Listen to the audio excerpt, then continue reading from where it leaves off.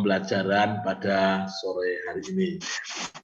Dan gembira sekali karena sore hari ini kita akan bersama-sama membahas satu topik tentang keselamatan. Topik ini menjadi topik awal buat kita semua, dan semoga melalui dialog di antara kita saling memberkati satu sama lain. Dan proses kita pada sore hari ini nanti diawali yang pertama kita pleno di langkah pertama sampai langkah yang ketiga. Jadi karena kita menggunakan metode share Christian praxis atau berbagi praksis kehidupan, maka ada 5 langkah, ya. 5 langkah yang akan menjadi step-step kita semua. Seperti yang sudah kita bicarakan pada pertemuan kemarin di tanggal 9, bahwa melalui SCP ini kita diajak untuk bersama-sama melakukan kegiatan atau tindakan iman, belajar untuk mempercayakan diri kepada Allah, belajar untuk percaya dan bisa dipercaya sebagai tindakan kita. Baik, untuk mengawali kebersamaan kita sore hari ini, saya mengajak kita untuk menghayati sebuah nyanyian yang mengajak kita untuk melihat bagaimana kasih Allah yang besar atas kehidupan kita, dan kita diajak untuk mengalami kasih Allah itu. Saya persilakan Mas.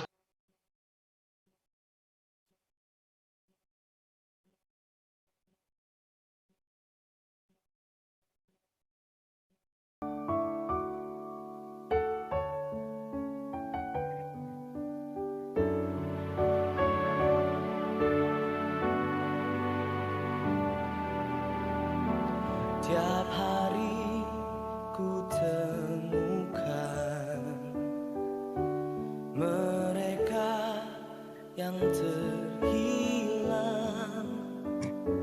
hidup yang tak menentu, arah tujuan dalam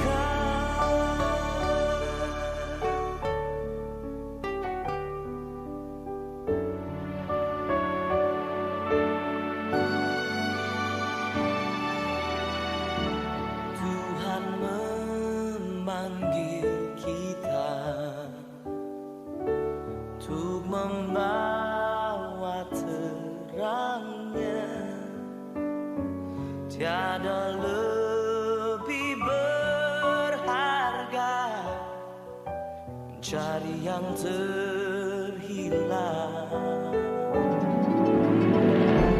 Kasihnya mencelikan, buatku mengerti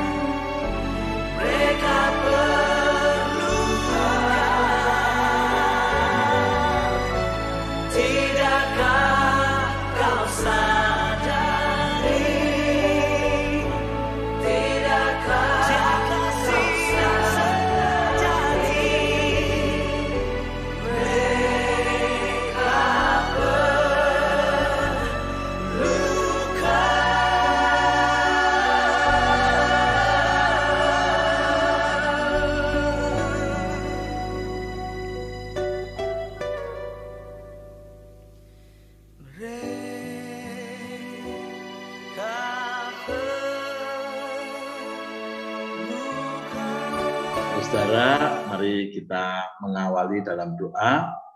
Saya mohon kepada Pak Beni untuk membuka dalam doa. Saya persilahkan.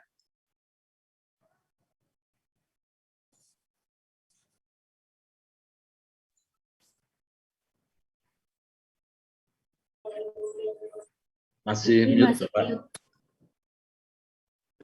Untuk memulai acara hari ini, mari kita bersatu dalam doa.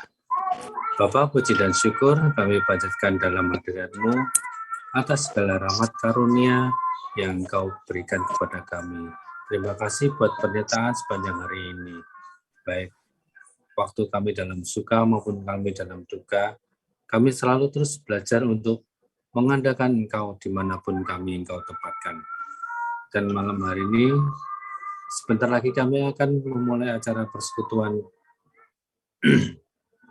untuk belajar bersama tentang kasih karunia-Mu ya Bapak. Beracara atas waktu yang akan kami pakai ini. Berkatilah juga peralatan yang kami pakai, HP, laptop, wifi maupun jaringan supaya semua dapat berjalan dengan lancar tanpa gangguan apapun.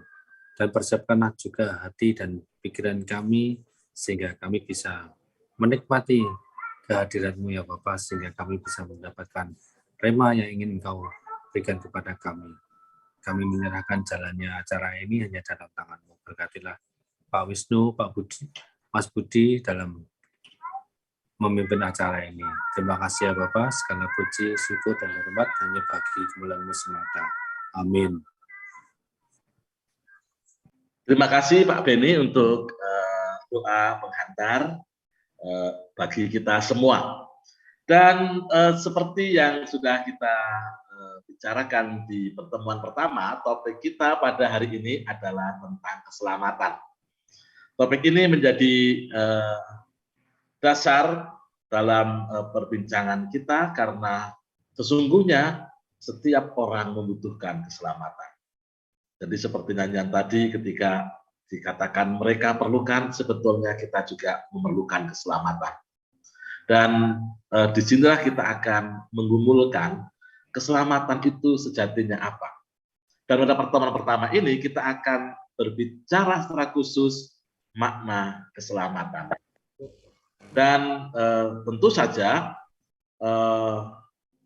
berbicara tentang makna keselamatan ada hal yang sangat luas, namun kita akan mencoba melihat dari satu sisi. Alkitab berbicara tentang keselamatan dari banyak sisi dan kita akan belajar dari satu sisi pada pertemuan ini dan besok dalam pertemuan berikutnya kita akan makin diperlengkapi sesungguhnya apa itu keselamatan dan bagaimana kita menghayatinya. Saudara yang dikasih Tuhan, saya akan sharingkan. Apakah sudah bisa dilihat di layar Bapak Ibu semuanya? Sudah. Ya, terima kasih. Ya, di bahan kita sesungguhnya sudah ada dan kita akan mencoba untuk mendalami bahan ini. Harapannya apa? Harapannya bahan ini, buku ini nantinya bisa digunakan oleh sahabat-sahabat semua untuk menjadi mentor bagi sahabat-sahabat yang lain di jemaat atau di persekutuan atau dimanapun, dan kita akan menggunakan bahan ini dalam proses kita. Berbicara tentang keselamatan, kita mengawali dengan perbincangan tentang apa itu selamat.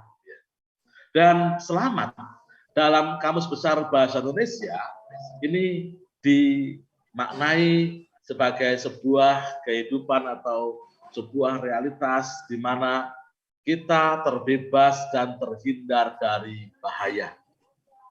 Selamat, kita terhindar dari bahaya. Misalnya ketika kita di jalan kemudian ada kendaraan lain yang kurang berhati-hati, dan tiba-tiba kendaraan yang kurang berhati-hati itu menuju ke arah kita, dan dengan refleks kita melompat atau menyelamatkan diri dan kita terbebas, terhindar dari bahaya. Itulah gambaran kecil tentang selamat, artinya terbebas dan terhindar dari bahaya. Selamat juga mengandung makna terbebas dari malapetaka atau bencana. Ada sebuah fenomena alam di mana di sana ada keadaan yang membuat hidup menjadi rusak. Dan ketika kita terbebas, terhindar dari itu, kita mengatakan, puji Tuhan, selamat, selamat. Gitu ya. Dan lebih luas lagi, selamat dimaknai sebagai tidak kurang dari suatu apapun. Ada banyak hal yang membuat kita bisa mengalami, merasakan kekurangan. Ketika terhindar dari itu, maka kita mengatakan, puji Tuhan, selamat. Ya. Tidak ada gangguan atau kerusakan. Dan gangguan atau kerusakan itu bisa bisa terjadi dari banyak faktor.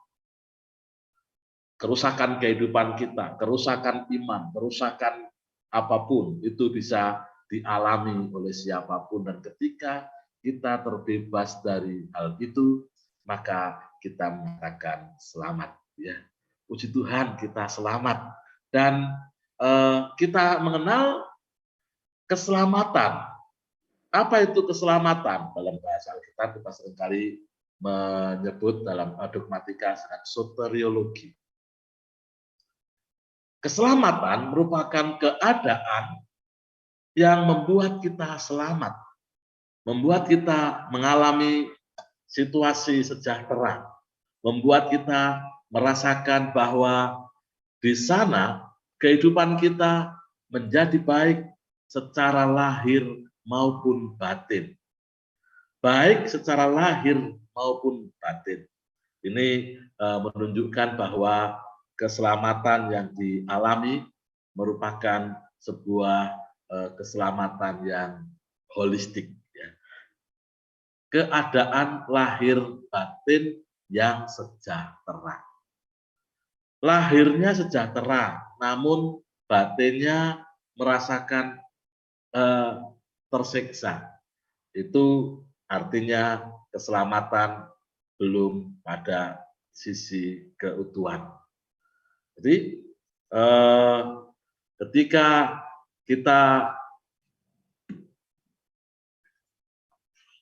merasakan keselamatan, maka di situ ada situasi sejahtera, kebahagiaan kita lahir batin.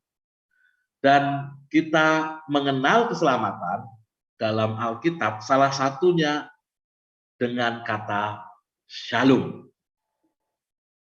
Salah satu kata keselamatan yang kerap digunakan adalah shalom. Maka dari itu, dalam pertemuan hari ini, kita akan mencoba mendalami makna keselamatan dari kata ini, shalom. Nah, saudara, berbicara tentang kata shalom, maka kita akan melihat terlebih lagi, lebih dalam lagi. Ini bagian kita menceritakan pengalaman.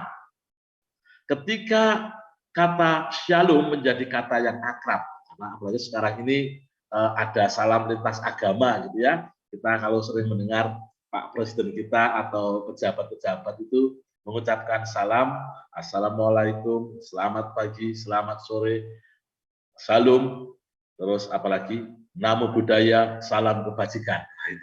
Nah, itu salam yang sering diucapkan. Dan kata shalom ini sudah tidak menjadi kata yang asing lagi di pendengaran banyak orang di Indonesia. Ini berbeda beberapa tahun yang lalu. Saya ingat ketika saya masih SMP, saya mendengarkan siaran Radio Republik Indonesia. Ini kita anak jadul ya, saudara-saudara ya. Mendengarkan Radio Republik Indonesia. Pada waktu itu ada penelpon dari Kupang. Jadi orang Kupang, orang NTT itu biasa mengucapkan kata shalom sebagai ucapan salam, ya. Terus si penelpon itu menelpon dan berkata, "Shalom," gitu ya.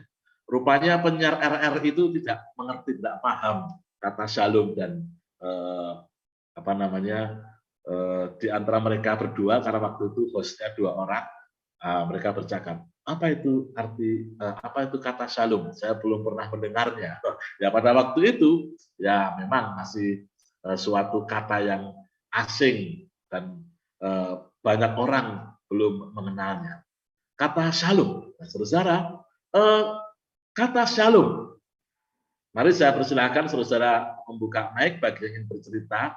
Kapan Anda mengucapkan kata shalom ini? Nah, mari silahkan bagi yang ingin menyampaikan kira-kira kata shalom itu diucapkan dalam situasi apa dan ketika mengucapkan apa perasaan Anda. Mari silahkan sahabat-sahabat yang ingin berbagi kisah tentang kata shalom dalam pengalaman sahabat-sahabat semua. Silahkan yang ingin bercerita langsung open mic saja. Ketika bertemu teman dari gereja Pantai Kosta, Pak. Ketika bertemu teman gereja Pantai Kosta, ya. Shalom. Dan ya. pertama itu saya dengar kata shalom. Pertama kali ketemu ketika bertemu dengan teman dari gereja Pantai Kosta. Pantai Kosta. Shalom. Baru paham juga, oh shalom itu artinya salam. Ya, terima kasih Pak Beni. Yang lain mungkin? Saya, Pak. Ya, mari silakan Bu Kristina. Ketika membuka acara persekutuan, Pak, shalom. Shalom, gitu ya. Membuka acara persekutuan ya. Terus ya. Kalau yang menjawab cuma sedikit, kurang semangat gitu. Biasanya gitu, Pak. Satu, kurang semangat, baru 2 orang. Ya, oke, di persekutuan. Yang lain lagi silahkan, yang ingin berbagi. Kalau bertamu, Pak. Kalau bertamu, ya. Tidak kula nuwun tapi shalom. Shalom, gitu ya. Ya. Jadi Ibu Flo bertamu mengucapkan kata shalom, gitu ya. Ya, oke, terima kasih.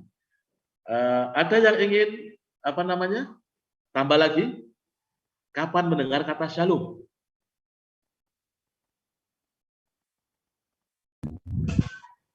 Dalam komunikasi tertulis, Pak.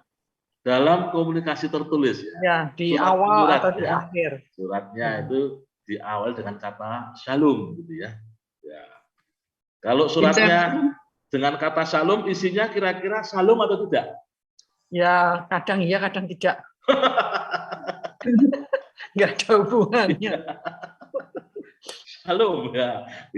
Suratnya di awal dengan kata shalom, setelah itu terus isinya shalom atau tidak. Nah, kita sendiri yang punya pengalaman gitu ya. Oke ya.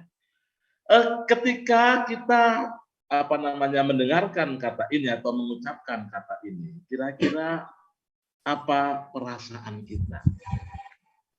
Silahkan yang ingin berbagi cerita pengalamannya ketika mengucapkan kata shalom itu bagaimana? Tunjuk tangan ya. Langsung aja, Pak. Saya dengan sukacita, Pak. Sukacita, puji Tuhan ya. Iya. Shalom, jadi wajahnya itu Ceria. Ceria ya. Nah, ceria, puji Tuhan ya. Kalau Bu Umi ini shalom, biasa aja. Shalom. Ya, wajahnya ceria tapi kaget, bingung balesnya. Akhirnya bilang shalom juga. Ya, ketika kata shalom ya kaget ya, supaya merespon dengan positif karena yang namanya salam itu kan sebagai sapaan di mana kita diperhatikan ya. Orang yang menyapa itu kan memperhatikan kita. Dan ketika kita mendengarkan shalom, kita menjawab shalom gitu ya. Oke. Ada yang lain, mari silahkan, saudara. Kira-kira apa? Ya, mari Bu Maria Sularsi. Terima kasih. Memang kalau kami dalam persekutuan wanita Maria itu begitu ketemu saudara-saudara sudah duduk manis, saya baru datang shalom gitu. Pasti disambut dengan wajah yang ceria. juga mengatakan salam Ibu gitu.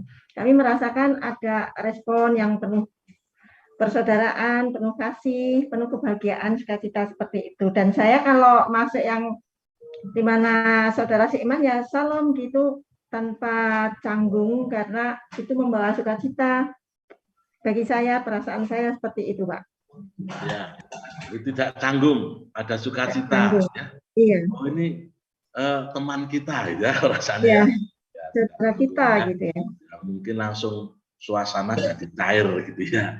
Iya. Oke ya. Ada yang lain? Mari. Rasanya damai Pak Wisnu.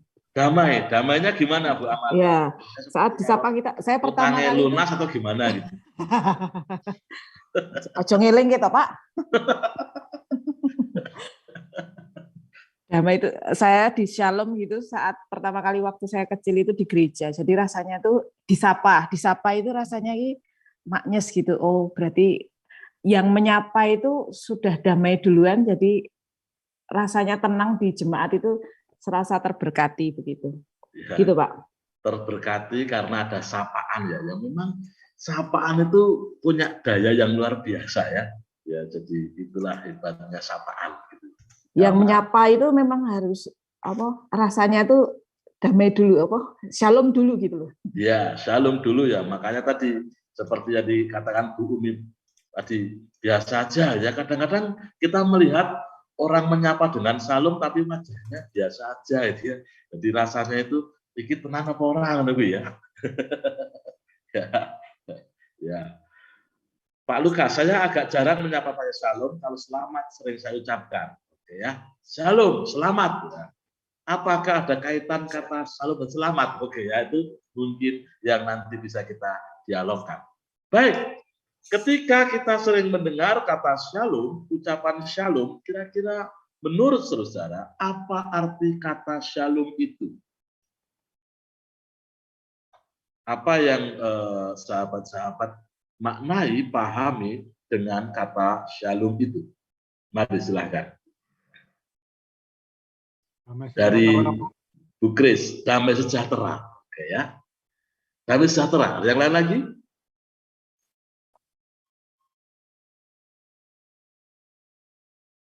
Ya, saya juga memaknai bahwa shalom itu damai sejahtera dari Allah bagi kamu gitu. Damai sejahtera dari Allah bagi kamu. Oke, terima kasih Pak Lukas. Ada yang lain lagi? Kira-kira ketika mendengar kata shalom, apa yang kita maknai dari kata ini? Salam sejahtera bagi kita semua, Pak. Salam sejahtera. Seperti saudara sepupu kita yang bilang Assalamualaikum. Mereka kadang lebih lantang daripada kita, mungkin kita jarang diajari Pak ya. Jadi kayak mau ngomongin canggung. Aku bilang puji Tuhan pun baru belum lama ini kok Pak. Baru belum lama ya. Sehat Ben, puji Tuhan sehat. Berkat Gusti ya. Dulu nggak pernah berani bilang aku. Shalom pun nggak berani. Okay. Rasanya kok pedih loh. Rasanya piye? Rasanya Pak Kristen. Makasih Pak. Oke, terima kasih Pak Benny ya. Shalom. Kita menemukan atau menghayati makna kata itu dengan pemaknaan damai sejahtera, damai dari Tuhan bagi kamu. Oke ya. Ada yang lain lagi yang ingin menyampaikan mungkin ya? Ya, kecuali damai sejahtera bagi kamu juga rasanya ada sapaan yang penuh kasih gitu ya. Sapaan yang penuh kasih gitu ya. Iya. Oke. Sapaan penuh kasih gitu ya. Kalau apa namanya sapaan penuh kasih, kemudian ketika ada MC atau pendeta mengatakan shalom terus kurang semangat jawabnya gitu, itu kira-kira penuh kasih atau medeni? Ya pastinya yang apa ya Pak, yang merasakan itu adalah sapaan penuh kasih, membawa sukacita ya tetap meresponnya tetap semangat. Kalau yang enggak semangat mungkin ya. Iya mungkin lagi ngelamun atau beban atau gimana lah. Tapi kalau bagi saya pribadi, sapaan itu benar-benar membawa damai seperti itu, Pak. Sapaan membawa damai, ya. Nah ini ada yang mengatakan lagi, Mas Budi. Pertama kali mendengar, sepertinya ini hanya ikut-ikutan saudara kita.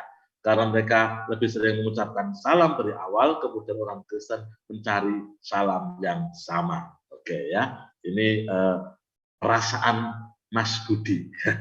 Apakah ada yang punya perasaan sama? Karena jarang main dalam hidup sehari-hari, saya secara feel, saya main kata shalom sebagai apa ini? Hai, gitu ya. Oke ya. Apakah itu ya? Apakah kita itu punya salam tandingan gitu? Atau bagaimana? Ya. Nah, nanti kita akan mendalami kata shalom.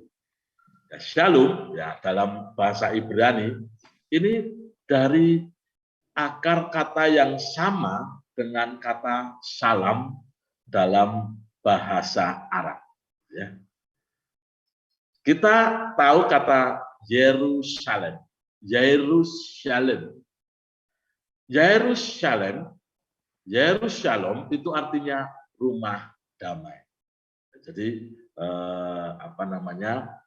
kalau kita mendengar kata Yerusalem itu dari kata Yairus dan Shalem itu rumah damai. Kalau Bethlehem, Bait Laham itu rumah roti. Jadi kalau kita mendengar kata Bethlehem itu bayangkan itu kalau di Salatiga wonder. Rumah roti gitu ya. Ya, itu Bait Laham. Shalom, kata yang sering kali kita dengar, dan dari situ kita mencoba untuk menemukan kira-kira kata ini, kata shalom, apa maknanya buat kita dan apa kaitannya dengan keselamatan. Karena kata ini juga dalam bahasa Indonesia bisa diartikan dengan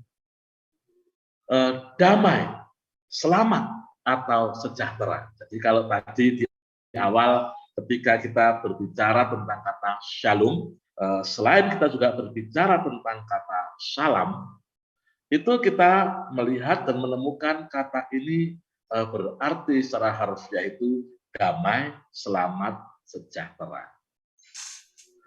Dan kita akan mencoba mendalami lagi kira-kira ketika kata shalom ini, coba maafin ya, saya akan share lagi. Ya ini kata shalom. Ya. Kata shalom yang lebih besar aja ini, nah, lebih gede. Secara harfiah artinya selamat, sejahtera, damai, dan dalam Alkitab ada kisah-kisah yang menunjukkan kata ini, kata shalom itu dimaknai sebagai kehidupan selamat, kehidupan sejahtera, kehidupan penuh damai. Dalam Alkitab, shalom bisa dimaknai juga dengan kesehatan jasmani. Jadi situasi sehat jasmani itu nanti silahkan didalami dari Kejadian 29 ayat 1 sampai 8 ketika Yakub bertanya kepada gembala-gembala apakah mereka mengenal Laban dan bagaimana keadaan kesehatannya. Dengan berkata, selanjutnya katanya kepada mereka, selamatkah ia? Jawab mereka, selamat. Yakub mengharapkan kesehatan Laban. Ini ketika berbicara tentang arti yang pertama, shalom itu artinya sehat jasmani. Dalam kisah Yakub ini juga sama. Di situ diceritakan tentang bagaimana harapan tentang kesehatan untuk saudaranya. Yusuf ketika berjumpa dengan saudaranya, kitab Kejadian pasal 43 kita menemukan juga bahwa ada harapan supaya semuanya sehat. Masih hidupkah? Ini yang pertama. Shalom berarti sehat walafiat. Itu juga ketika pemazmur mengadu dalam keadaannya di saat dia sakit. Ia menyebut bahwa tulang-tulangnya tidak berada dalam keadaan shalom. Dalam Mazmur 38 ayat 4 dikatakan, tidak ada yang sehat pada dagingku oleh karena amarahmu.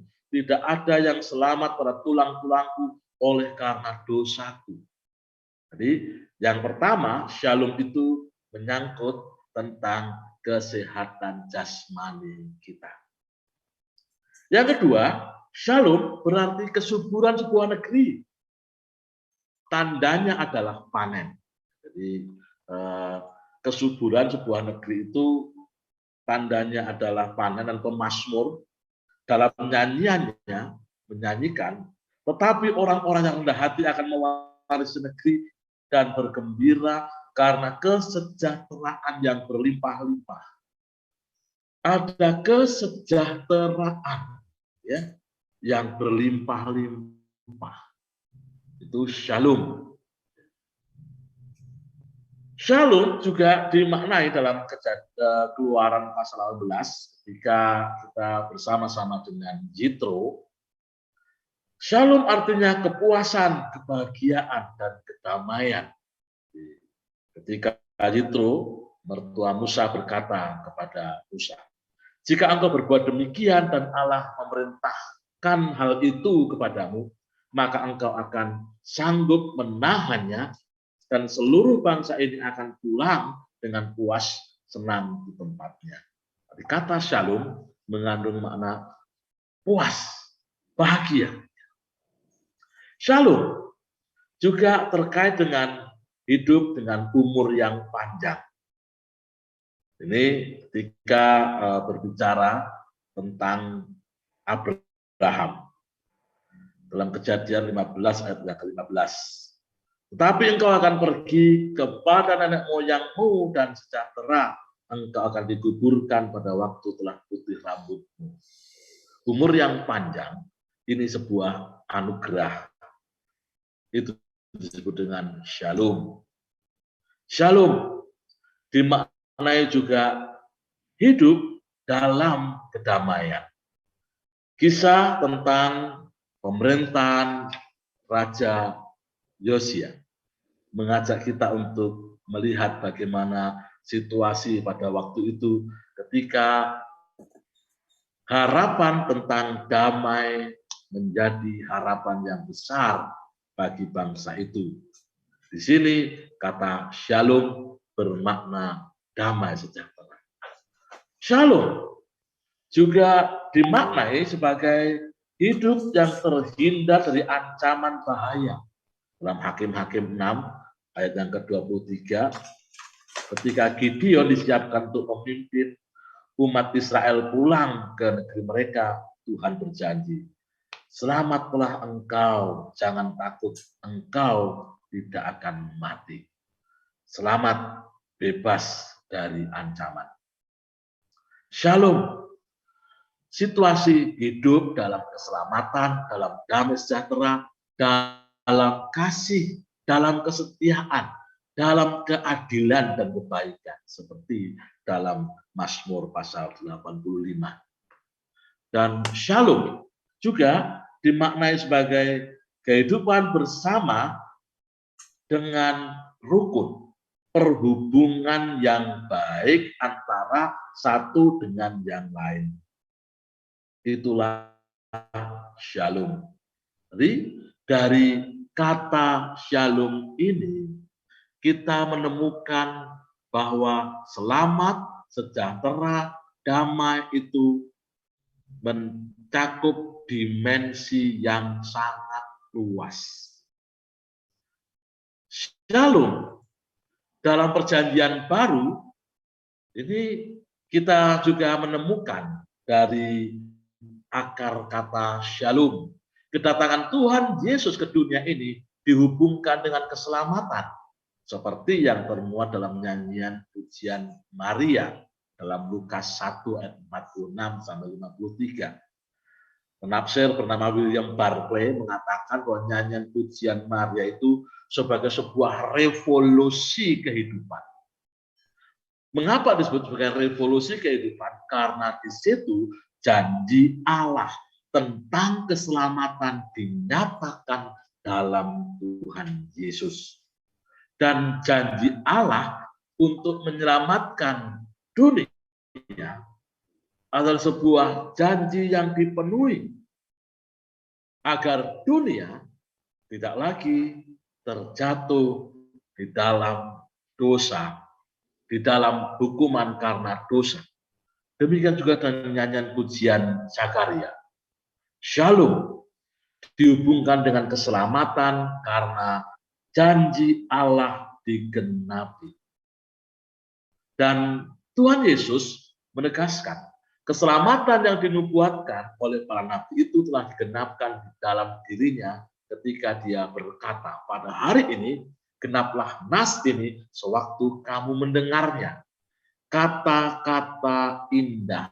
Jadi ketika Tuhan Yesus berada di kampung halamannya di Nazaret dan menyampaikan pengenapan dari nubuat Nabi Yesaya, orang-orang mendengar hal itu sebagai sebuah ungkapan yang indah. Ungkapan indah itu bukan sekadar kata-kata yang enak didengar, bukan, melainkan janji Allah benar-benar dinyatakan, digenapi melalui kehadiran Kristus. Itu dari akar kata yang sama, shalom dalam perjanjian baru. Rasul Paulus menyebutkan bahwa shalom memiliki makna sebagai pulihnya hubungan antara umat manusia dengan Allah dan antara umat manusia yang satu dengan umat manusia yang lainnya. Jadi dalam keadaan shalom tidak ada lagi orang yang saling membenci. Dalam keadaan shalom, setiap hal yang mendatangkan perpecahan, setiap hal yang mendatangkan kebencian diubah menjadi kehidupan bersama dalam damai sejahtera. Pemulihan hubungan antara manusia dengan Allah berdampak dengan pemulihan hubungan antara manusia satu dengan lainnya. Ini menjadi catatan penting buat kita semua bahwa kehidupan dalam shalom adalah kehidupan dengan semangat cinta, dan dari semangat itu damai sejahtera diwujudkan. Maka keselamatan shalom itu merupakan perayaan cinta.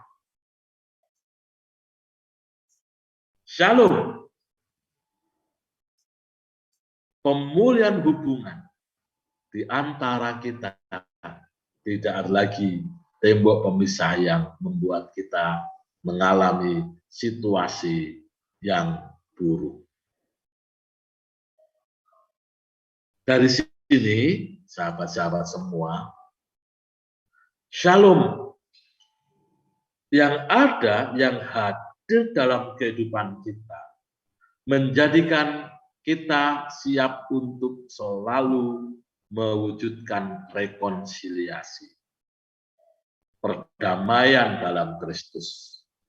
Kalau itu perdamaian dalam Kristus, maka shalom itu pertama-tama dialami oleh setiap kita.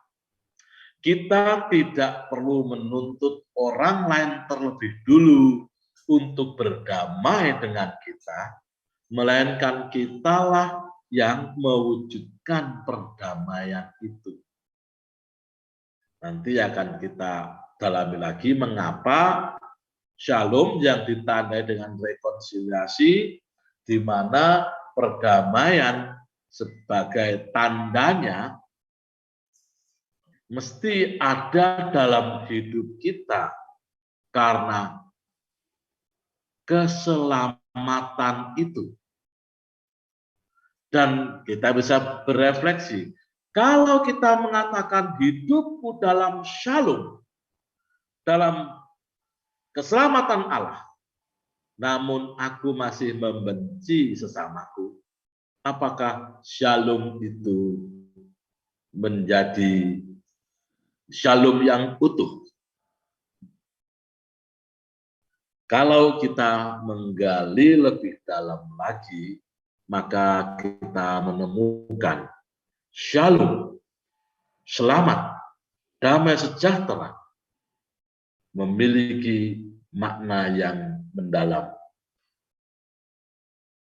Dengan makna luas dan mendalam, karena shalom itu merupakan keadaan dari kata sifat yang sangat utuh. Keutuhan, keadaan yang utuh, tidak terpisah-pisah, tidak terpecah belah. Shalom merupakan keadaan hidup yang tidak terganggu, baik oleh sakit, malapetaka, keributan, perpecahan, dan sebagainya. Shalom merupakan keadaan sentosa, serasi, dan selaras, karena kita orang-orang yang mengalami shalom itu siap untuk hidup dengan menyelaraskan diri bersama yang lain. Dan keadaan sentosa, sejahtera dalam hidup sehari-hari terjadi dalam hidup kita, menjadi real, bukan semata-mata perasaan kita, melainkan betul-betul keadaan di mana shalom, sejahtera, damai sejahtera itu ada dalam hidup kita. Dan ketika kita menggali dari perjanjian lama maupun perjanjian baru, shalom sebagai keselamatan, damai sejahtera merupakan sebuah keadaan yang bukan saja urusan personal atau individual, melainkan juga urusan bersama, urusan komunal. Itu bukan sekadar perasaan kita, melainkan keadaan dalam hidup bersama. Dan dalam pemahaman ini, maka shalom menjadi dambaan semua orang. Shalom menjadi dambaan semua orang, itu akan terwujud jika orang lain pun ada dalam keadaan shalom. Sebab itu, tadi di awal kita berbicara tentang shalom yang digunakan sebagai sapaan. Ketika shalom digunakan sebagai sapaan, kira-kira apakah si penyapa dalam situasi hati yang dipenuhi damai sejahtera, dipenuhi dengan pengalaman keselamatan akan Allah, atau sebaliknya. Sebagai sebuah sapaan, tentu kata shalom memiliki makna yang mendalam, dan itu menjadi indah ketika sapaan shalom disampaikan dari orang-orang yang menghayati dirinya selamat. Maka sapaan shalom mengandung makna selamat. Kita bertemu dalam keadaan selamat. Dan ketika kita menjawab shalom, atau ada yang mengatakan we alaika shalom. Jadi we alaika shalom, dan shalom ini bersamamu juga. Jadi karena akar kata bahasa Arab dan bahasa Ibrani ini hampir sama. Nah, ini maka kata wa dan dalam bahasa Arab itu sama dengan kata we dalam bahasa Ibrani. Jadi dan Shalom, shalom ini ada bersamamu juga. Jadi, shalom menjadi dambaan setiap orang, maka dalam hidup bersama, ketika hal itu diucapkan, maka di situ kita bersama-sama menghadirkan shalom. Dalam perjumpaan kita dan dalam perpisahan, di situ sapaan mengandung makna selamat. Jadi ketika kita mengucapkan kata selamat dan mengucapkan kata shalom, itu sama. Selamat sore, jadi artinya selamat kita berjumpa di sore hari ini. Selamat malam, selamat kita berjumpa pada malam hari ini. Kita berbagi keselamatan. Jadi kata shalom dan kata selamat itu sama. Kita mengucapkan selamat pagi, selamat siang, selamat sore, dengan mengucapkan kata shalom itu sama. Nah, maka dulu pada waktu itu almarhum Gus Dur pernah mengajak, yuk orang Indonesia itu jadilah Indonesia, mengucapkan kata selamat pagi, selamat siang, tidak apa-apa. Tidak harus dengan bahasa tertentu. Dan Gus Dur mendapat hujatan yang begitu luar biasa. Gitu ya.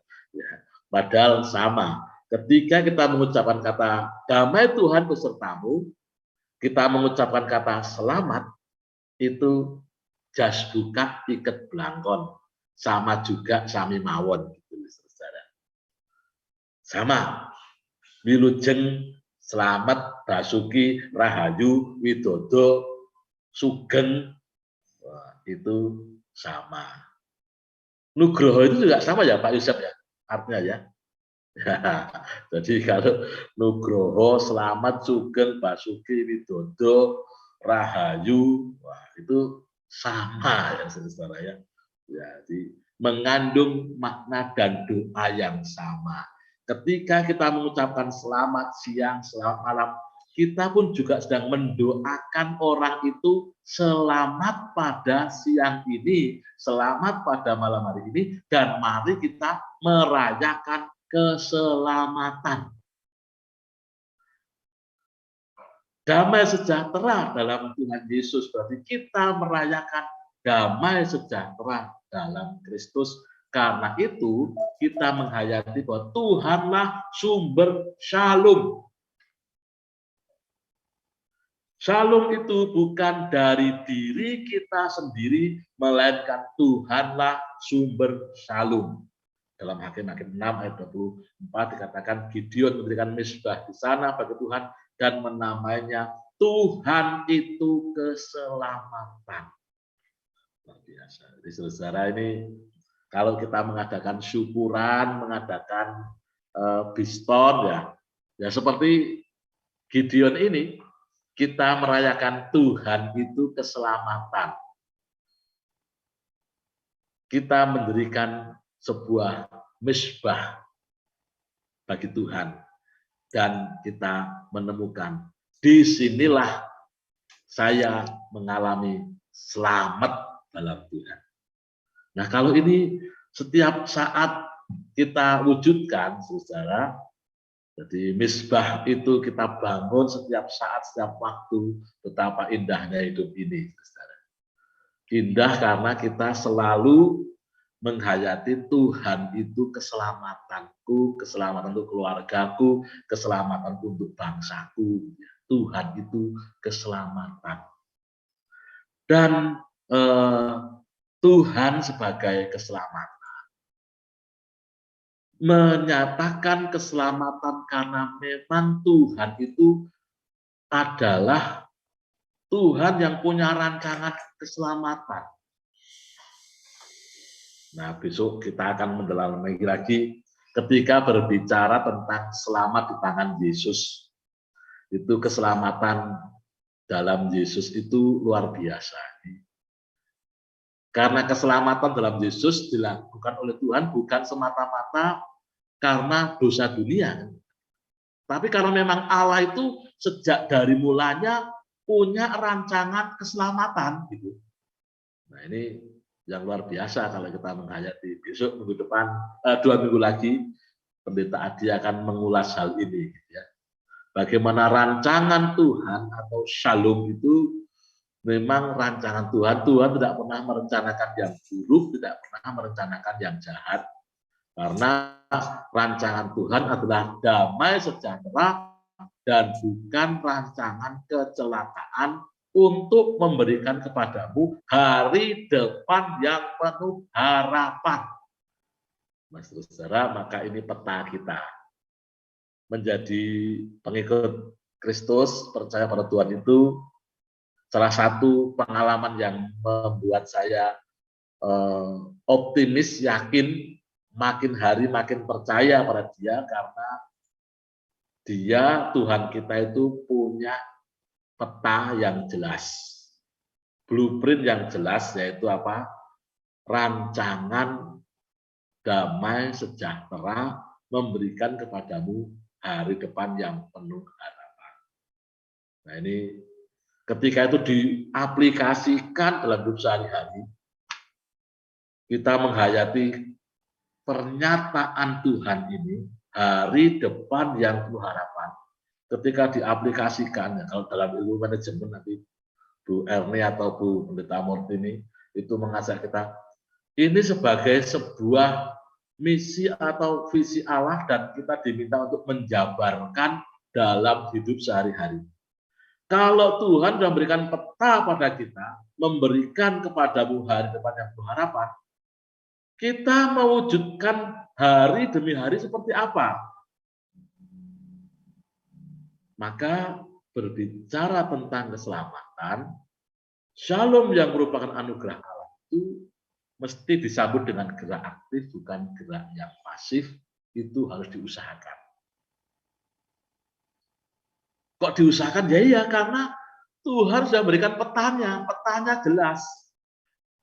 Kepadamu diberikan damai sejahtera, hidup yang penuh harapan, selamat. Dan kita mengupayakan yang selamat itu dengan gerak aktif, bukan gerak yang pasif.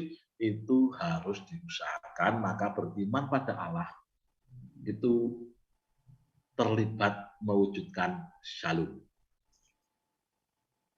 Beriman pada Allah terlibat mewujudkan shalom dalam hidup sehari-hari dengan gerak yang aktif, bukan orang-orang yang pasif. Nah, saudaraku, sahabatku, itu tadi ulasan tentang shalom. Nah, nanti kita akan masuk di breakout room. Ya. Namun sebelum kita masuk di breakout room, mungkin ada yang ingin menambahkan. Saya persilahkan, mari, terkait dengan penjelasan singkat tentang shalom tadi. Kalau Pak Ibu ingin menemukan lebih jelas, bisa membaca buku tulisan Romo almarhum Romo Tom Yakub SY, judulnya Shalom, CHS Shalom, Salam Selamat. Nah, itu diulas oleh pakar biblika namanya Tom Yakub, Shalom, Salam Selamat. Sangat dalam sekali ulasannya. Bisa juga membeli buku seri Selamat kalau nggak salah dari pendeta pendeta Ismail. Di situ ada tentang shalom, ya tadi sebagian saya ulas untuk kita semua. Nah itu juga bahan-bahan yang lain tentang soteriologi, saya kira akan mengulas tentang hal itu. Ya. Dan jangan lupa tetap di sini karena kita akan terus membahasnya. Ya, jadi 2 minggu lagi datang, terus datang lagi supaya komplit ya. Jadi ketika berbicara tentang keselamatan itu komplit gitu ya. Oke ya. Sebelum kejatuhan dosa, apakah ada salam? Wah, lah ini ya. Apakah ada salam gitu ya? Nah, ketika sebelum manusia jatuh dalam dosa, apakah ada salam shalom? Kita ingat bahwa Tuhan menciptakan semua dengan sungguh amat baik. Ya, ini yang disebut sebagai original blessing, rahmat yang asali. Kita dicipta dengan sungguh amat baik, bukan dicipta dalam keburukan atau dalam dosa. Bukan. Ada seorang bernama Matthew Fox, dia menulis buku judulnya Original Blessing. Dia mengupas dan mengajak kita untuk melihat sesungguhnya Allah menciptakan dunia ini, menciptakan kita dengan rahmat yang asali atau disebut dengan original blessing. Itulah shalom. Jadi saya kira bukan diucapkan, namun keadaan real. Sebelum manusia jatuh dalam dosa, keadaan realnya adalah shalom. Karena Tuhan menciptakan dengan sungguh amat baik dan memberkati ciptaannya. Begitu ya. Baik, oke ya. Untuk di breakout room. Nah, sebelumnya adakah yang ingin menambahkan lagi? Mungkin mau menambahkan. Oh ya Pak Pendeta Yosef, saya persilahkan. Mari. Terima kasih Pak Wisnu.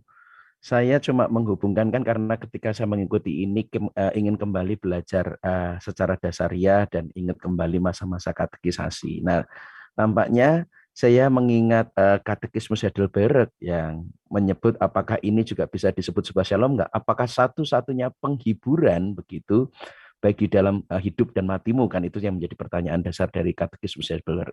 Nah, apakah shalom itu adalah juga termasuk makna sebuah penghiburan? Karena kan kata penghiburan adalah sebuah kedamaian bahkan di dalam situasi terburuk sekalipun. Karena penghiburan itu yang menjadi sumber kekuatan bahkan di dalam situasi yang benar-benar terberat sekalipun itu yang menjadi sebuah kekuatan. Nah, itu pertanyaan pertama.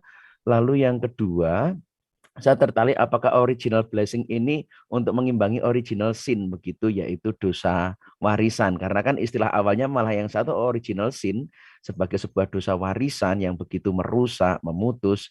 Nah, apakah memang ya malah menjadi lucu original blessing apakah kalah dulu dengan original sin lalu dipulihkan kembali atau bagaimana sebenarnya kalau dialektika antara original blessing dan original sin itu sendiri. Ya, terima kasih. Mungkin itu terakhir mungkin apa begini. Apakah dengan demikian berbicara shalom mesti berbicara Tuhan, berarti Tuhan sendiri adalah sang shalom kan? Artinya tidak ada shalom tanpa Allah begitu. Jadi malah kalau kita menyebut Tuhan sendiri adalah shalom sendiri, tidak ada shalom tanpa Allah. Dan bahkan mengatakan shalom sejati adalah relasi dengan Allah. Pernuwun mohon maaf kalau Allah menambah. Puji Tuhan, wah ini Pak Yosef masih ingat pertanyaan nomor 1 Katekismus Heidelberg. Luar biasa.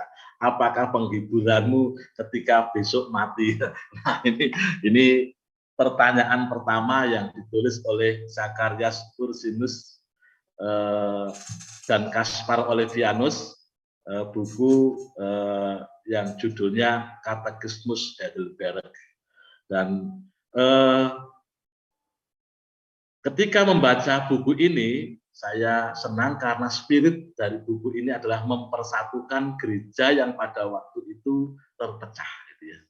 Jadi buku Katekismus Heidelberg ini adalah buku yang pada masanya menurut saya sangat bagus, dan sekarang ini nilai-nilainya sangat menginspirasi kita untuk mewujudkan shalom di tengah-tengah keinginan orang itu terpecah belah. Gitu ya.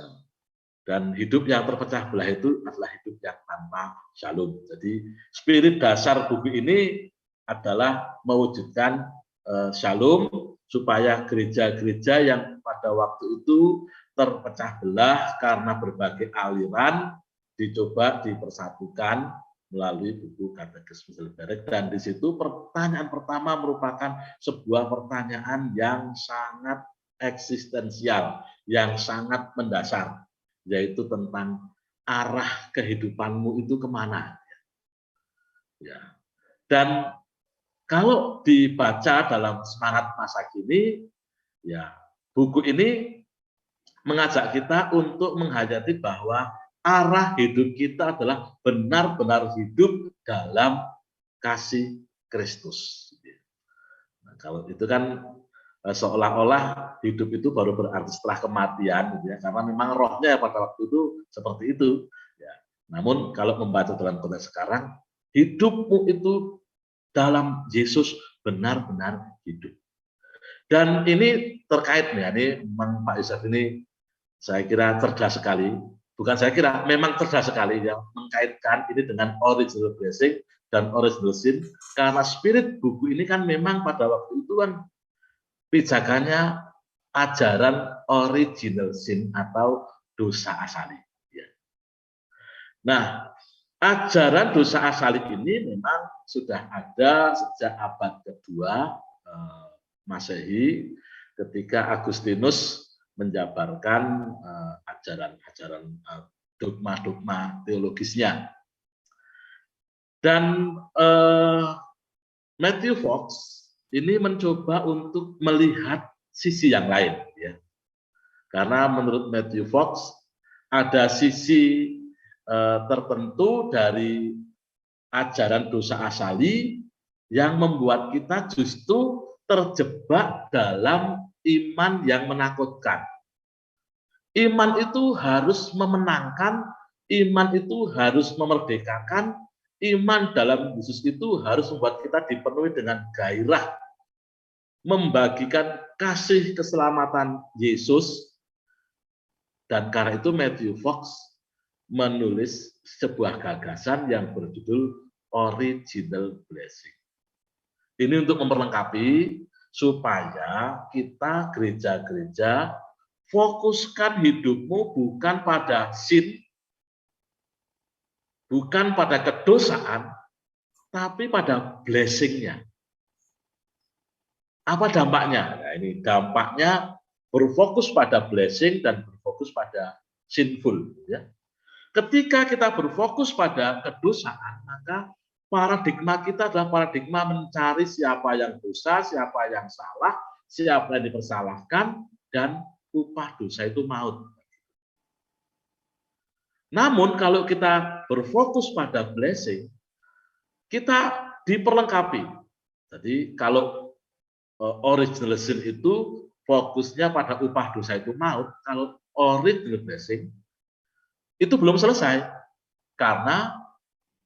Namun karena Kristus kamu diselamatkan oleh iman. Itu bukan usahamu. Jadi inilah luar biasanya ketika berbicara tentang original blessing, karena kita diajak untuk melihat, fokuskan hidupmu pada shalom, pada keselamatan, karena memang blueprint Allah itu keselamatan. Bukan pada kecelakaan, bukan pada sinful, tapi pada blessing, pada rahmat, pada berkat yang sudah dinyatakan Allah sejak dari mulanya. Terima kasih Pak Yosef, ini pertanyaan yang membuat saya juga berpikir lagi lebih dalam. Terima kasih Pak Yosef.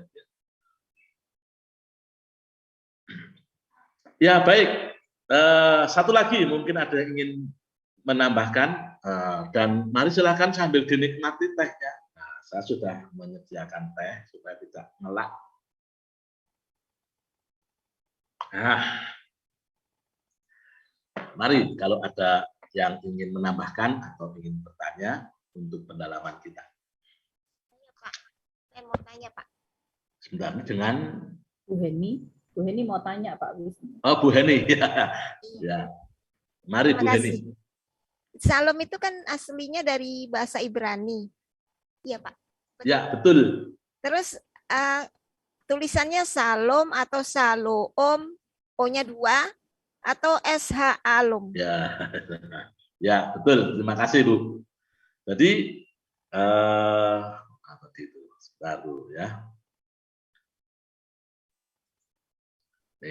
Saya tunjukkan dulu.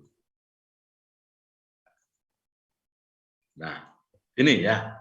Shalom itu bahasa Ibrani dari huruf Sim, Lamek, dan Mem. Ya, ini di bawah ini menunjukkan kata A. Jadi sebetulnya itu SH, Shalom. Ya, yang SH benar gitu ya. Itu ya, namun karena juga banyak yang memakai literasi SJ, dan karena bahan kita memakai kata SJ, saya mengikuti bahan kita. Ya. Namun sebetulnya kalau kita melihat dari huruf ini itu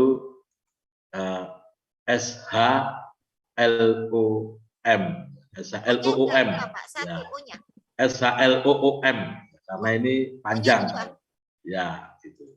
Nah kira-kira begitu Bu, kalau dari terima kasih literasinya. Ya. Ini bisa dicari juga di di Google, saya kira ada sebuah dialektika Shalom atau Shalom, ya. Nah itu ada sebuah yang publik yang membahas itu. Ya. Tapi saya kira kita mencari hakikat atau makna dasar. Ya, terima kasih Bu Heni. Ya. Baik, ya ini supaya nanti lebih gayeng lagi, kita akan masuk di breakout room. Ya. Ada 4 breakout room. Ya. Karena Pendeta Adi mestinya turut bersama kita, namun Pendeta Adi itu pada hari ini ada rapat jam 7 di gerejanya, maka ada 4 breakout room. Mas Budi mungkin ada info tentang lagi. Iya. Mas Budi Kita masih belum ada tetap masuk ya, ya Mas Bu? Budi. Oh iya, ini kita room 3. Saya kira kita sudah terlambat sekali. Ternyata yang lain belum masuk. Berarti bisa dilanjutkan di perbincangannya di sini nih. Sambil menunggu teman-teman yang lain.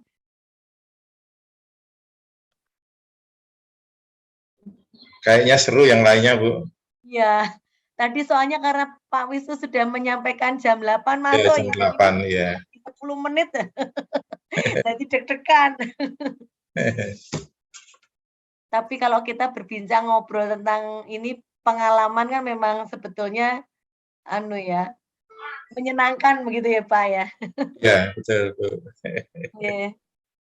Berbagi pengalaman itu menyenangkan, Bu. Betul. Ini kalau bisa menolong orang lain untuk bisa bertumbuh gitu misalnya. Betul. Nah, kadang-kadang kita sering mungkin kalau mau berbagi pengalaman takut malah takut macam-macam gitu ya. Padahal sebetulnya berbagi pengalaman malah meneguhkan orang lain, menguatkan orang lain gitu sebetulnya. Iya, kalau saya merasa kalau itu bermanfaat bagi saya, mudah-mudahan juga bagi orang lain bermanfaat. Iya. Apa Bu, pengalaman kita itu biasanya bisa menguatkan. Jadi atau kita pengalaman dari teman juga bisa menjadi inspirasi buat kita tetap kita mau seperti dia, misalnya Kak Neni berbagi pengalaman dengan bagaimana Tuhan menyertai kita jadi ikut terberkati. Iya, betul. Ikut terberkati dengan pengalaman. Makanya kalau ada pengalaman-pengalaman yang bisa diceritakan itu bagus sekali. Betul, Bu.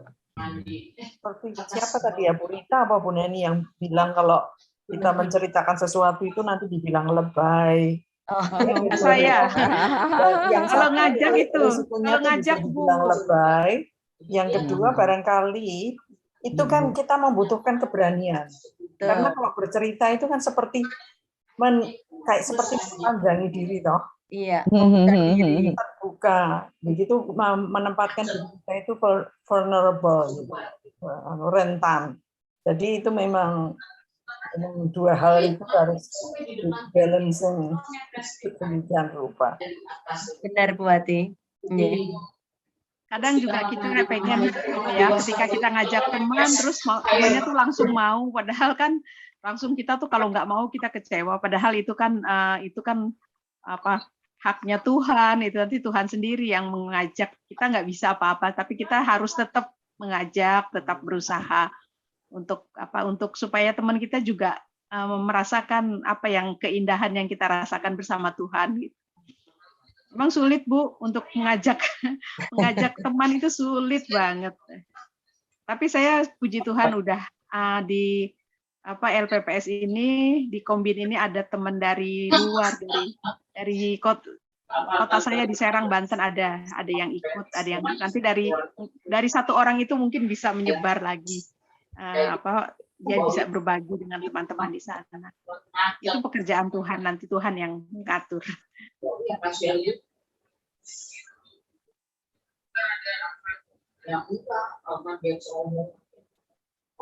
Bu Heni udah balik. Udah 23 akun. Mama punya banyak. Tahunnya hilang semua. Cantik.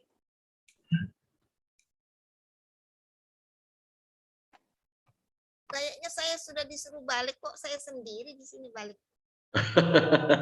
Di sini rame-rame. Oh, ini ada Pak Wisnu kok. Sudah ada saya, ada Ibu Neni. Kayaknya sudah balik room 3 dan room 2 ya. Iya, ini udah 2 kelompok nih. Udah 24. Tapi Bu Murtini sudah masuk ke sini? Iya, tapi kok hilang lagi. Room 4-nya terpisah-pisah. Yang belum roomnya Bu Erni. Kita tunggu sejenak ya. Tadi room 3 jam 8 lebih 10 belum selesai deg-degan. Kok wis suwi banget. Jebule bareng balik ke main room belum ada orang. Ya, kami rencana jam 8, tapi diskusi kami luar biasa, sangat menarik, Majelis berkati dalam diskusi gitu. Gitu. Jadi seru gitu.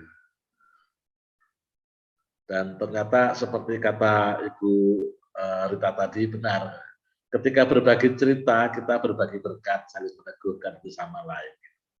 Ini kekuatan dari kisah-kisah ini. Di roomnya Bu Erni sedang berdoa, jadi kita tunggu sebentar.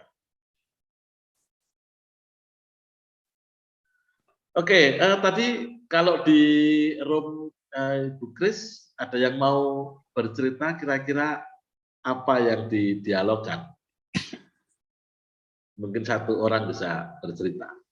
Monggo perwakilan room 3 silahkan merangkum tadi pembicaraan kita. Barangkali ada yang menjadi perwakilan.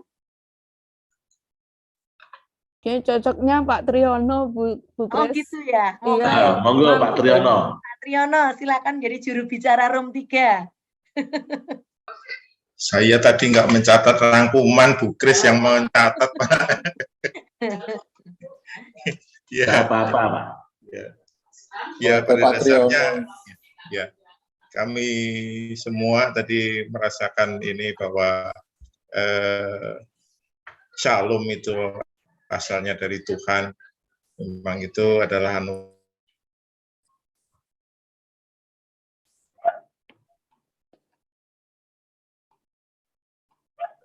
Halo Pak Tri, nge-freeze apa ya? Nge-freeze kayaknya Pak. Ya, kayaknya freeze Pak Tri. Oke. Mungkin Bu Kris bisa meneruskan. Ya, saya ya Pak ya. Padahal saya mau minta yang lainnya nih. Boleh meminta yang lainnya ya, maksudnya dari room 3 ya. Nanti kalau saya yang mungkin Bu Neni atau Bu Hati bisa melanjutkan ininya tadi Pak Triyono, monggo. Ya, mari Bu Hati. Rangkuman dari pembicaraan kita di grup 3. Iya, sebentar. Tadi mungkin saya yang mencatat ya. Wih, Bu Hati malah mencatat. Biasa. Barangkali. Ya, tadi yang pertama tadi yang memaknai pengalaman secara baru tadi ya. Itu ada beberapa yang disampaikan, tapi yang utama itu adalah bahwa damai sejahtera dengan Allah itu adalah semacam dasar ya. Kalau kita tidak berdamai dengan Allah, bagaimana kita bisa berdamai dengan sesama. Lalu apa ya, wujudnya itu ya bisa macam-macam gitu. Ada yang cerita pengalaman mengenai masa kerja yang hanya rutinitas lalu menjadi mengenal Tuhan, menjadi dekat dengan Tuhan setelah pensiun karena mempertanyakan apakah memang Tuhan itu menginginkan saya hidup seperti mesin seperti ini, hanya bangun tidur, sarapan, kerja, pulang kerja, capek, tidur, besok pagi begitu lagi dan seterusnya sampai menemukan sesuatu yang itu tadi ya, yang shalom tadi akhirnya setelah bergumul begitu lama. Lalu yang apa ini tadi ya, yang memperbarui hidup itu bagaimana bahwa itu harus selalu diusahakan dan selalu mengingat kasih karunia Tuhan itu, bersyukur penuh dalam kehidupan meskipun dalam keadaan susah kita bisa mengingat bahwa rancangan Tuhan itu adalah hidup damai sejahtera yang penuh pengharapan. Dan itu bisa menguatkan kita pada saat-saat kita jatuh. Kemudian apa yang dilakukan kepada orang-orang lain, bagaimana kita bisa menolong, itu macam-macam ya tadi ya. Bahwa berbagi itu adalah berkat, tapi kita juga berpikir bahwa berbagi itu juga suatu, kalau kita sudah mendapatkan shalom dari Tuhan itu, karakter kita akan berubah dan kita itu hidup seperti buku yang terbuka.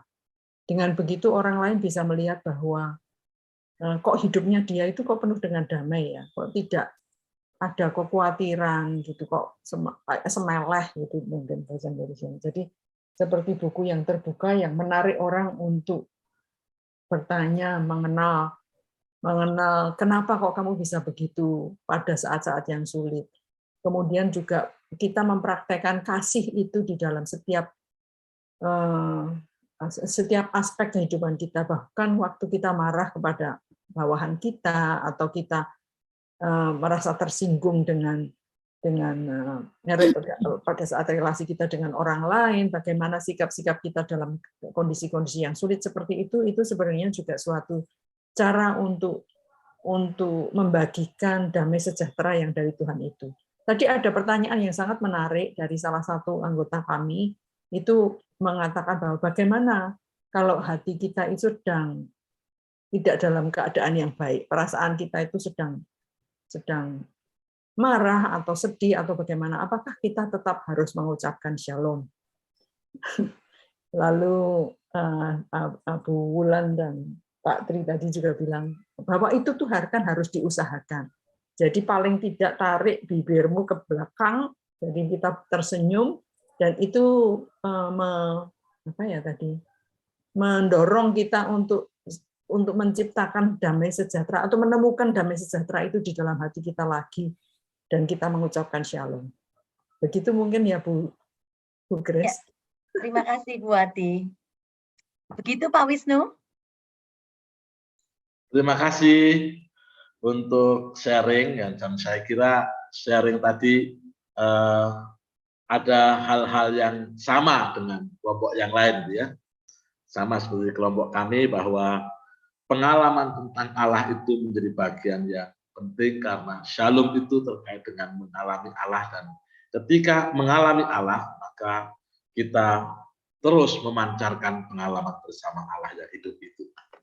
Baik, saudara, ini menarik sekali, saya kagum sekali dengan semuanya.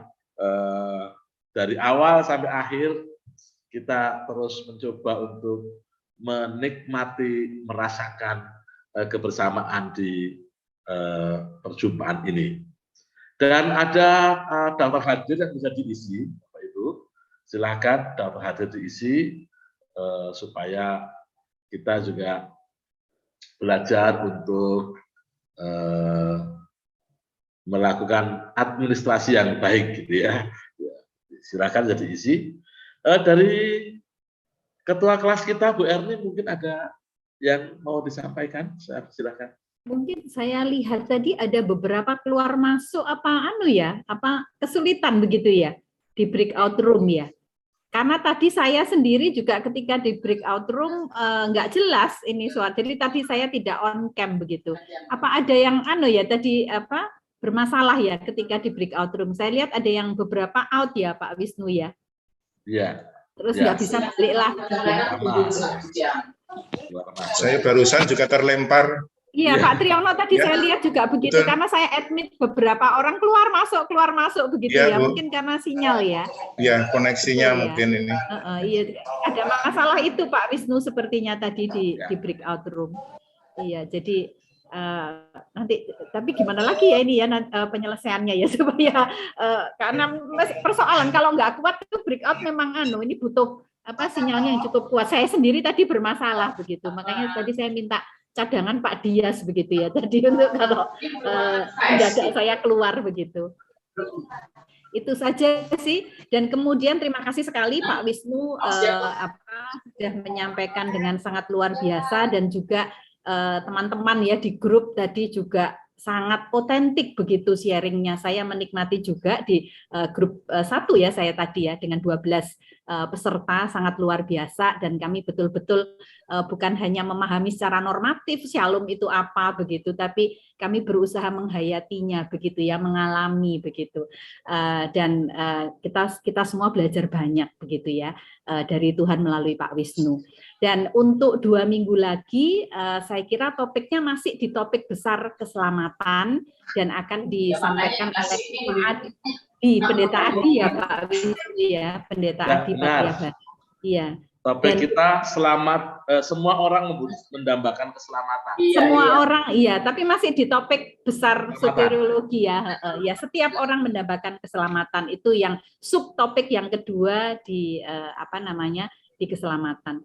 Iya baik, jadi kita bertemu lagi nanti 2 minggu lagi, selalu minggu kedua dan keempat ya, betul ya, minggu kedua dan keempat tiap Jumat, dan selalu kita mulai tepat waktu. Kita mulai tepat waktu jam 6 sore begitu. Jadi kami mohon setiap Bapak Ibu boleh datang tepat pada waktunya ya, sehingga kita tidak mundur-mundur begitu ya nanti. Karena ini akan berlangsung terus begitu ya sampai akhir tahun ini. Jadi kita sama-sama belajar. Iya, kalau sekarang sih kalau dulu kan ya nggak masalah ya. Kita berkomitmen yang sama begitu ya, untuk kita boleh belajar bersama-sama melalui Kombin ini. Saya kira itu saja, dan ini pesertanya sudah cukup banyak, yang terdaftar sudah 60 begitu ya. Jadi terpaksa sudah kami tutup begitu ya. Karena nanti kalau semakin banyak lagi semakin berat ini Zoom-nya itu ya. Jadi sudah 60 orang, ini sudah pas tadi hari ini tambah 5 orang lagi, sudah ditutup sama Pak Budi, dibuka lagi begitu ya. Dan ini kita punya teman ber-60 di grup ini ya, dari semua gereja macam-macam DKI dan GKJ. Begitu Pak Wisnu saya kira. Kecuali kalau Pak Wisnu dan Bu Murti ini mungkin mau menambahkan yang saya terlewat. Yang saya tambahkan bahwa proses ini akan terus terjadi, dan nanti suatu saat dari antara kita akan diminta menjadi fasilitator atau menjadi koordinator di breakout room. Jadi ke depan dalam proses kita akan makin menambahkan sehingga setiap kita nanti diharapkan bertambah selain pemahaman tentang topik-topik, sekaligus kita memimpin di antara kita. Karena ini kan sebuah pengkaderan, jadi harapannya nanti ketika kita selesai pada bulan Desember, kita juga bertambah keterampilan menjadi seorang fasilitator. Setiap orang itu pasti bisa, ya, dengan caranya, dengan modelnya masing-masing, dan tidak usah terpaku pada model yang lain. Saya harus seperti Bu Erni, saya harus seperti Bu Ruri, harus seperti Pak Wisnu atau Pak Adinda. Itu setiap orang punya modelnya masing-masing, dan setiap orang itu indah, setiap orang bagus. Ya. Jadi harapannya begitu. Nanti kita akan terus belajar bersama-sama. Baik, terima kasih. Kita berjumpa 2 minggu lagi. Dan tadi di kelompok sudah saling mendoakan. Maka kita akan mengakhiri bersama-sama dengan kembali menghayati nyanyian, Mas Budi saya persilahkan untuk mengajak kita menghayati nyanyian penutup kita.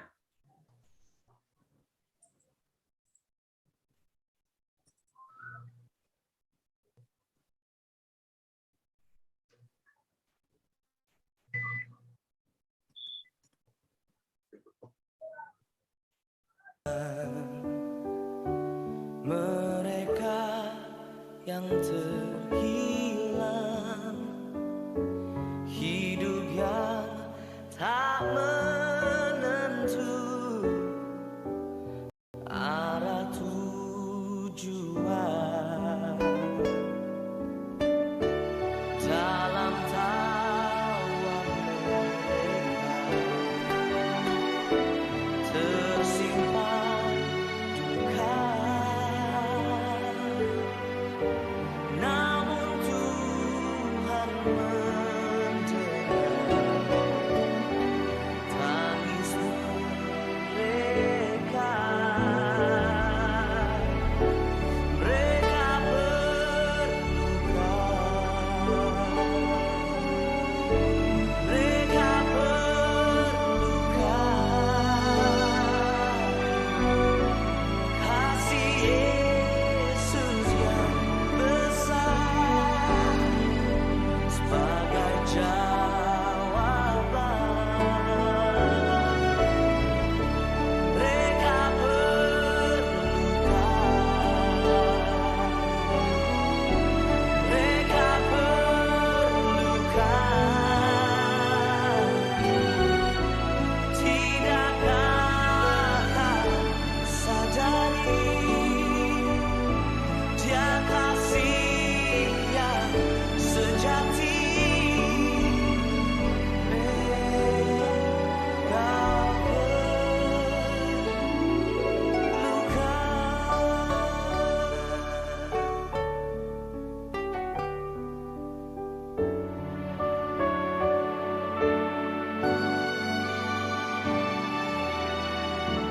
Tuhan memanggil kita untuk membawa terangnya. Tiada lebih berharga mencari yang terhilang. Kasih-Nya mencelikan, buatku mengerti. Mereka perlu mendengar tentang kasih-Nya.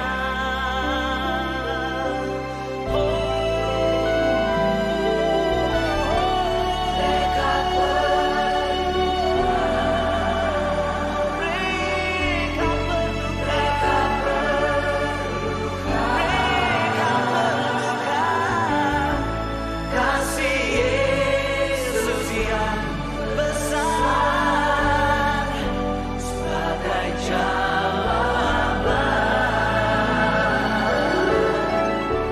Mereka berluka. Mereka berluka. Tidakkah kau sadari? Tidakkah kasih sejati? Mereka berluka.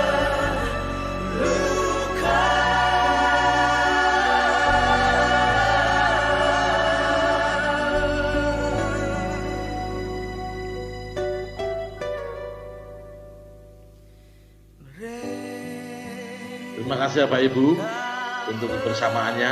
Sampai jumpa lagi. Tetap semangat, tetap prokes. Tuhan memberkati kita semua. Selamat malam. Terima kasih. Selamat malam semua. Terima kasih. Selamat malam. Salam, salam. Sampai jumpa 2 minggu lagi. Terima kasih semuanya. Terima kasih. Kalau Pak Triyono ketemu lagi di sini Pak, baru ketemu.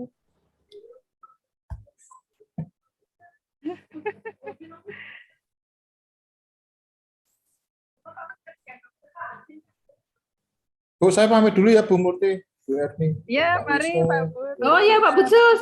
Mas Bud, Mana wah, Bu Otik ini. tadi? Bu Tadi Otik saya- mana tadi Pak Butsus? Keluar duluan Bu, Hah? live dulu. Sudah di rumah toh Pak Butsus? Udah Bu. Duluan. Kamarnya Makasih. beda, Bu. Iya, kamarnya beda ya, kamarnya Pak Butsus ini. Iya. Mari, makasih Pak Wisnu. Makasih Bu Kris. Makasih. Makasih semuanya, makasih. Terima kasih. Bu Ida, Bu Aprilia, Pak Budi, terima kasih Pak Budi. Bu Lantika, makasih. Akhirnya ketemu juga di sini, Bu. Makasih. Terima kasih. Keluar. Mari. Ya, Bu Erni akhirnya ketemu di sini. Iya, akhirnya ketemu di sini ya. Dulu sebelum pandemi mau ketemuan ya. Akhirnya ketemu di LPPS. Ya. Mari semua. Ya, Selamat mari semua selamat malam. Oke. Ya.